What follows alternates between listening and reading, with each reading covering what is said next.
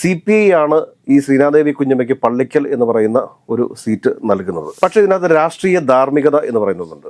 രാഹുൽ മാങ്കൂട്ടത്തിന് അനുകൂലമായിട്ടുള്ള ഒരു പോസ്റ്റുമായിട്ട് രംഗത്ത് വരുന്നത്. ശ്രീനാദേവി കുഞ്ഞമ്മയെ അറിയാവുന്ന കുറേയധികം ആളുകൾ ഉന്നയിക്കുന്ന ഒരു ആരോപണം എന്ത് എന്ന് ചോദിച്ചു കഴിഞ്ഞാൽ, ശ്രീനാദേവി കുഞ്ഞമ്മ കെട്ടിച്ചമച്ചിരിക്കുന്ന ഒരു സംഭവ കഥയാണിത്. രാഹുൽ മാങ്കൂട്ടത്തിന് വേണ്ടിയിട്ട് PR വർക്ക് ചെയ്യാൻ വേണ്ടിയിട്ട് ഇവരെ ആരെയോ ചുമതലപ്പെടുത്തിയിരിക്കുന്നു. ഈ ഒരു കാര്യമാണ് രാജൻ ജോസഫ് അദ്ദേഹത്തിന്റെ പേഴ്സണൽ വ്ലോഗിൽ എഴുതി വെച്ചിരുന്നു. കൊട്ടാരക്കര സീറ്റ് രാഹുൽ മാങ്കൂട്ടം ഈ പറഞ്ഞ ശ്രീനാദേവി കുഞ്ഞമ്മയ്ക്ക് ഓഫർ നൽകിയിരുന്നത്.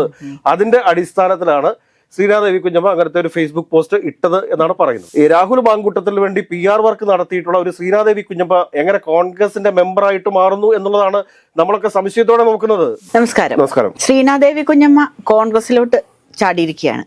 ഇപ്പോ രാജൻ ജോസഫ് പറഞ്ഞ പ്രവചനം ഏകദേശം സത്യമായിക്കൊണ്ടിരിക്കുകയാണ്. എന്തോന്നുന്നു ഇതിന്? അതായത് നമ്മുടെ സ്വന്തം രാജൻ ഭായിക്ക് എന്തെങ്കിലും ഈ ജ്യോതിഷമായ കഴിവുണ്ടോ എന്ന് എനിക്ക് അറിഞ്ഞുകൂടാ. പക്ഷെ അദ്ദേഹം കൃത്യമായിട്ട് രാഷ്ട്രീയത്തെ നിരീക്ഷിക്കുന്ന ഒരു വ്യക്തിയാണ് എന്നുള്ളതിൽ ആർക്കും ഒരു സംശയമൊന്നുമില്ല. രാഹുൽ മാങ്കൂട്ടത്തിന് അനുകൂലമായിട്ടുള്ള ഒരു ഫേസ്ബുക്ക് പോസ്റ്റുമായിട്ട് ശ്രീനാദേവി കുഞ്ഞമ്മ രംഗത്ത് വരുന്ന സമയത്താണ് രാജൻ ജോസഫ് ഇത് സത്യം ഇതല്ല, ഇവരെ സംബന്ധിച്ചിട്ട് ഇവര് കോൺഗ്രസിലേക്ക്, അതായത് CPI രാജിവെച്ചിട്ട് കോൺഗ്രസിലേക്ക് വരാൻ വേണ്ടിയിട്ടുള്ള എല്ലാ തയ്യാറെടുപ്പുകളും കഴിഞ്ഞിട്ടിരിക്കുന്ന ഒരു വ്യക്തിയാണ് എന്നുള്ള രീതിയിലൊരു ഫേസ്ബുക്ക് പോസ്റ്റ് ഇടുകയും അതിനെതിരെ ഇവർ കൊണ്ടുപോയി പരാതി കൊടുക്കുകയും ആ പരാതിക്കകത്ത് ഒരു കഴമ്പുണ്ടായിരുന്നില്ല. കാരണം അദ്ദേഹത്തിന്റെ ആ വീഡിയോയ്ക്കകത്ത് യാതൊരുവിധ ഡിഫോർമേഷൻ സംബന്ധമായിട്ട് ഒരു സംഭവം ഉണ്ടായിരുന്നില്ല. അതുകൊണ്ട് തന്നെ പോലീസിന് ഡയറക്റ്റ് കേസെടുക്കാൻ വേണ്ടി പറ്റുന്ന ഒരു വിഷയമായിരുന്നില്ല. പിന്നീട് ഇവരെ കോടതിയെ സമീപിക്കുകയും കോടതിയിൽ നിന്ന് കൊട്ടാരക്കര സ്റ്റേഷനിലേക്കോ അവിടുത്തെ സൈബർ സെല്ലിലേക്കോ പരാതി പോവുകയൊക്കെ ചെയ്തിരുന്നു. കാരണം അവർക്കും ഇതിനകത്ത് വലിയ ഒരു സീരിയസ് ആയിട്ടുള്ള ഒരു ഒഫൻസ് അതിനകത്ത് കണ്ടെത്താൻ സാധിക്കാത്തത് കൊണ്ട് ആ കേസ് ഇപ്പം അങ്ങനെ നിൽക്കുവാണ്.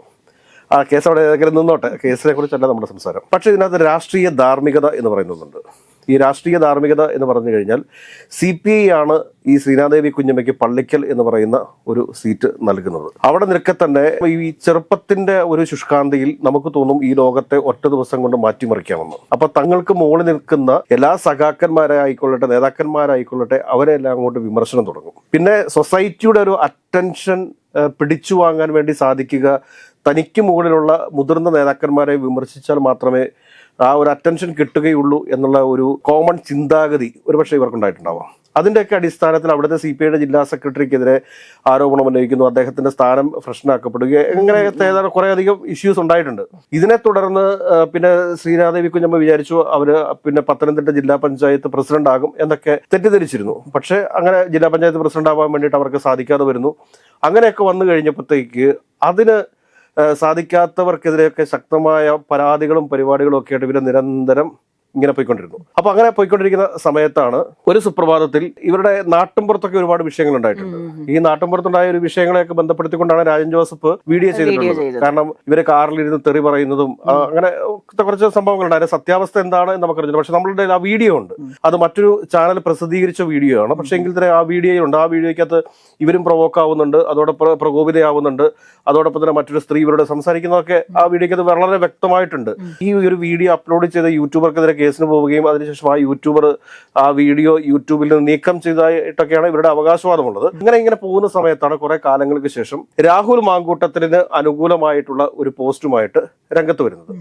അത് ഇവർ പറയുന്ന കാര്യം എന്താണെന്ന് ചോദിച്ചു കഴിഞ്ഞാൽ, ഇവരെ റിപ്പോർട്ടർ ചാനലിൽ, അത് ഇന്നാണ് പറയുന്നത്, റിപ്പോർട്ടർ ചാനലിലെ ഒരു മാധ്യമ പ്രവർത്തക ഇവരെ വിളിച്ചിട്ട് ചോദിച്ചു, നിങ്ങൾക്ക് ഇതേപോലെയുള്ള മോശപ്പെട്ട അനുഭവം രാഹുൽ മാങ്കൂട്ടത്തിൽ നിന്ന് ഉണ്ടായിട്ടുണ്ടല്ലോ, അപ്പോൾ ഞങ്ങൾ നിങ്ങൾക്ക് എന്തെങ്കിലും സഹായം ചെയ്യേണ്ടതുണ്ടോ എന്നുള്ള രീതിയിൽ പറഞ്ഞു എന്നാണ് പറയുന്നത്. അങ്ങനെ ഒരു മാധ്യമ പ്രവർത്തക ഇവരെ വിളിച്ച് ചോദിച്ചിട്ടുണ്ട് എന്നുണ്ടെങ്കിൽ ഇവർ ഇത്ര ധൈര്യത്തോടു കൂടി പൊതുസമൂഹത്തിന് മുമ്പിലും പത്രമാധ്യമങ്ങൾക്ക് മുമ്പിലും സംസാരിക്കുന്ന സമയത്ത് എന്തുകൊണ്ട് ഇവർക്ക് ആ മാധ്യമ പ്രവർത്തകയുടെ പേര് പറഞ്ഞുകൂടാ? അങ്ങനെ ഇവരെ പ്രേരിപ്പിച്ചു അല്ലെങ്കിൽ ഇവരെ ബലമായിട്ട് ഇവരെ സമൂഹ മധ്യത്തിൽ അപമാനിക്കാൻ വേണ്ടിയിട്ട് അങ്ങനെ ഒരു മാധ്യമ പ്രവർത്തക ശ്രമിച്ചിട്ടുണ്ടെങ്കിൽ ആ മാധ്യമ പ്രവർത്തക കുറ്റവാളിയാന്നേ.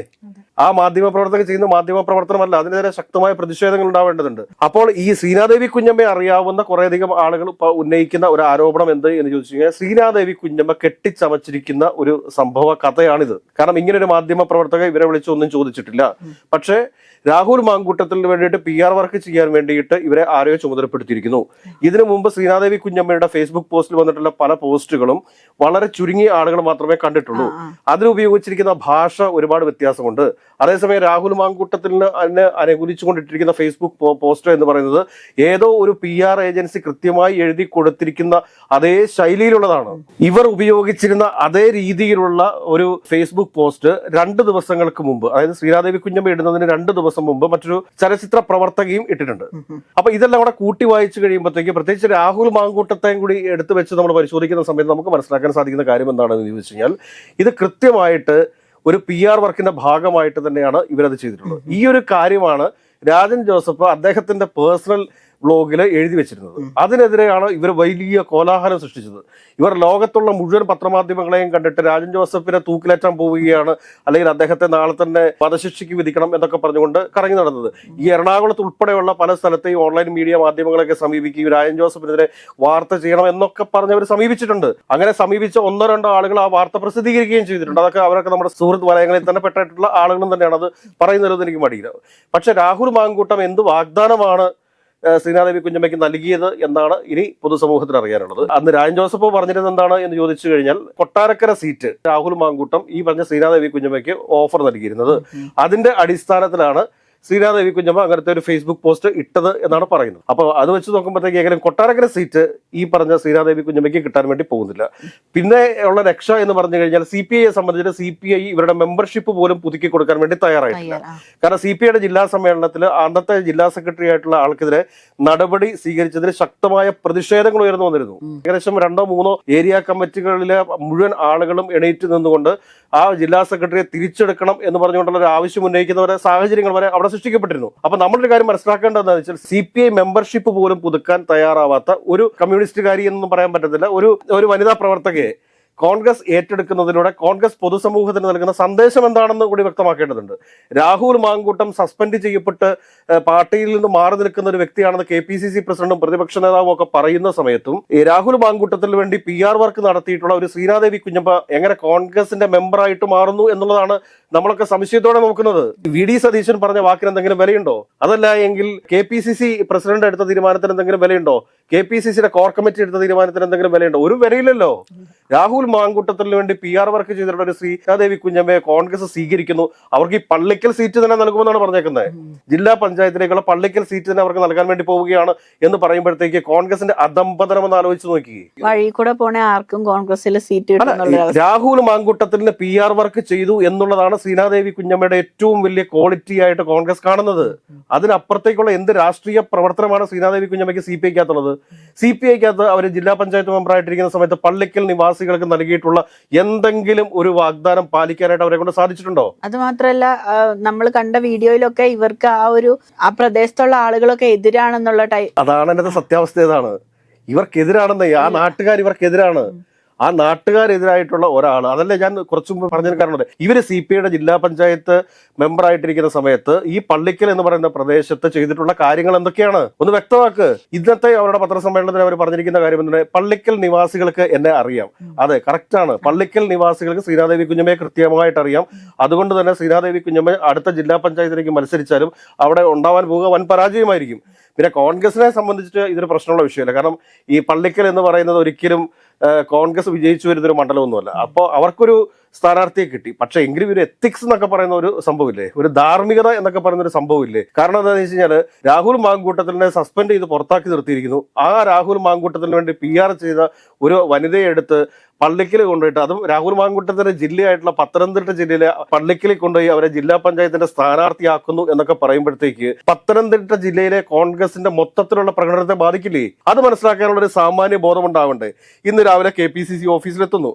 അതിനുശേഷം ഇന്ന് വൈകിട്ട്, അതായത് നമ്മുടെ വീഡിയോ ഇറങ്ങി തൊട്ട് മുമ്പായിരിക്കും ഇവര് പത്തനംതിട്ട DCC പ്രസിഡന്റിന്റെ കയ്യിൽ നിന്നും ഇവര് മെമ്പർഷിപ്പ് വാങ്ങാൻ വേണ്ടി പോകുന്നു. ഒന്ന് ആലോചിച്ച് നോക്കൂ, എന്താണ് ശ്രീനാദേവി കുഞ്ഞമ്മ സ്വാതന്ത്ര്യ സമര സേനാനിയായിരുന്നോ? അല്ലെങ്കിൽ ഇവിടുത്തെ AISFന്റെ വലിയ സമരപടയായിരുന്നോ? അല്ലെങ്കിൽ AIYFന് വേണ്ടിയിട്ട് ശക്തമായ സമരങ്ങൾ നയിച്ചിട്ടുള്ള ആളാണോ?